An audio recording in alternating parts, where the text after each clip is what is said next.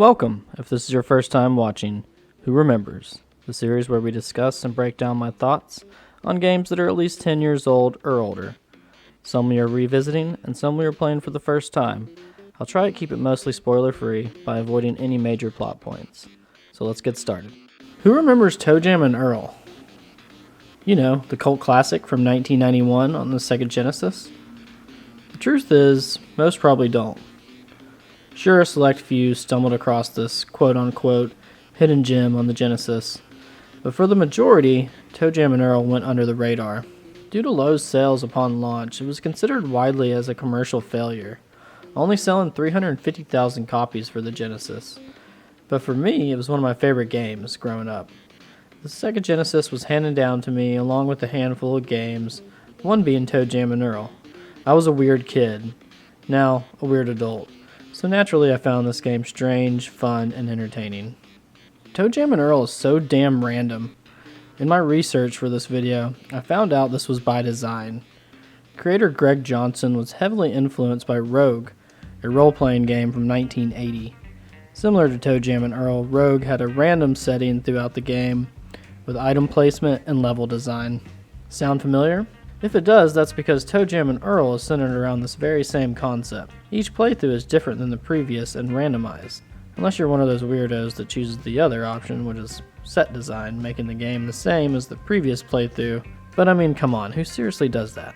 The randomized setting is what makes ToeJam Earl so great. It adds so much endless replay value, which is huge in selecting games from my collection. Also, I had no idea at the time, but Sega was originally pushing before launch for ToeJam Earl to be the new frontrunner for the Sega mascot against powerhouse Nintendo at the time. It's hilarious to think these two goofy-ass space aliens were supposed to compete with the likes of Mario and Link.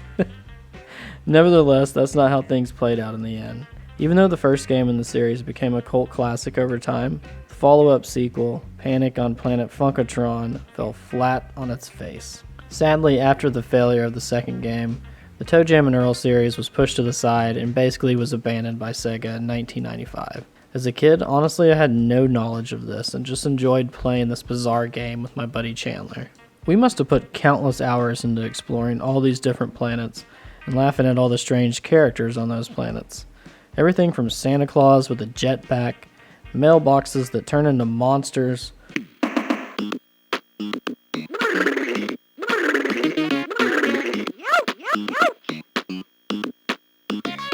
hula girls, Cupid, and these little red devil guys, and so much more. Looking back, I think we never even knew the point of the game, or even tried to beat it. We just both enjoyed making beats with the music mixer, you know, jamming.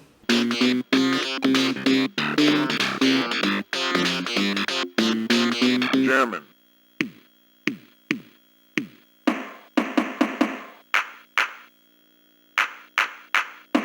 Speaking of the music, it's arguably the best part of the game. The jams created by John Baker had us moving and grooving the whole damn time. John Baker brought the funk, and myself and Chandler were all about it. Here, let me give you an example.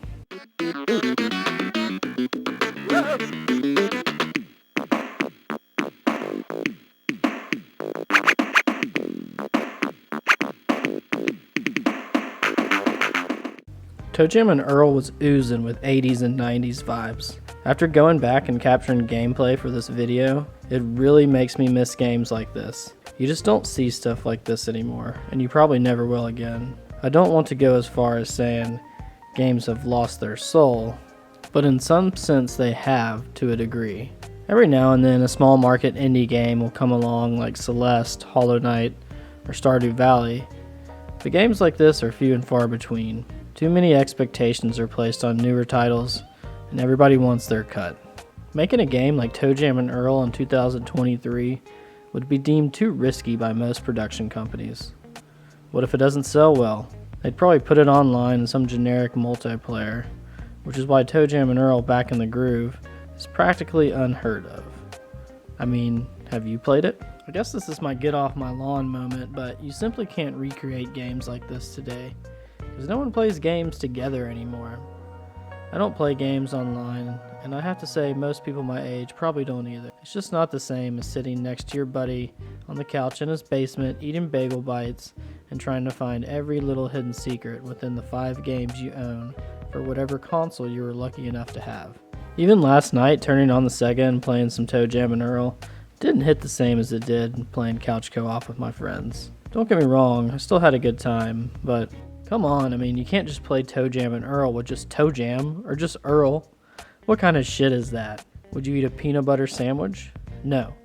You need jam or honey or whatever, not just some dry-ass peanut butter on bread, though.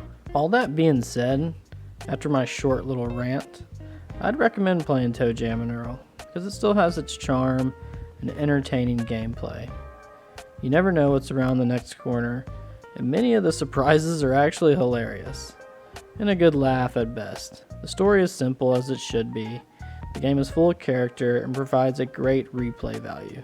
The different planets are colorful and full of life. Kids can play it, adults can play it. It has a great community behind it and is a true cult classic among Sega fans. Thanks once again for watching and supporting the channel. Make sure to give this video a like if you enjoy retro gaming, and consider subscribing to continue to ride the wave of nostalgia down memory lane.